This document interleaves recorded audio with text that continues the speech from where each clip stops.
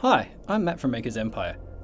In this series of short videos, I'm going to help you get your Maker's Empire Teacher's Dashboard set up and introduce a few of the most important tools for you as a teacher. In this first video, you will sign in to your teacher dashboard and learn how to add your class and students. When you signed up to Maker's Empire, or when you were added to your school's account, you should have received an email from us with a link to activate your account. If you can't find this email, try looking in your email junk folder. If you still can't find it, send us a message at info@makersempire.com and we can resend it for you. When you click the link in the email, you will be asked to choose a username and password. This will be your username and password for the Maker's Empire 3D app and also the teacher dashboard. Please note that your username is what your students and others will see in the Maker's Empire 3D app, so we suggest choosing something that your students will recognize without being your real name.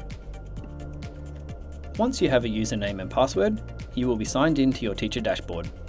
One of the first things you'll notice is a handy checklist with quick links to help you get set up. Follow the links to take care of the next two tasks, adding or joining a class and adding your students.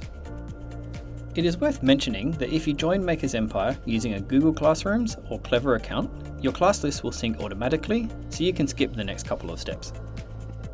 To add a new class, simply click the Add Class button, give your class a name, and you're done. If you are joining a school account where classes have already been set up, you can click the star next to a class name to mark that class as one of your favorites. If you are adding a single class of students, you can add them one by one. Just click the Add Student button to give your student a username and password. It is always important to model good digital safety, so make sure the usernames you choose do not reveal any personal identifiable information. Similarly, it is not a good idea to give your whole class the same password. You can give your students individual login cards later, so don't worry too much about them forgetting their details. If you are adding multiple classes, we recommend using the CSV Import tool.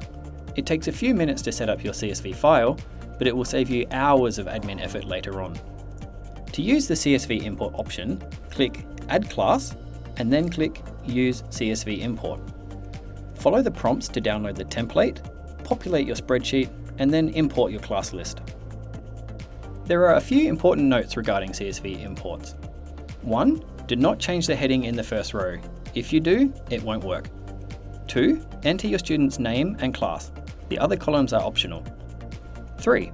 If you leave the username and/or password columns empty, our system will generate a username and password for your students.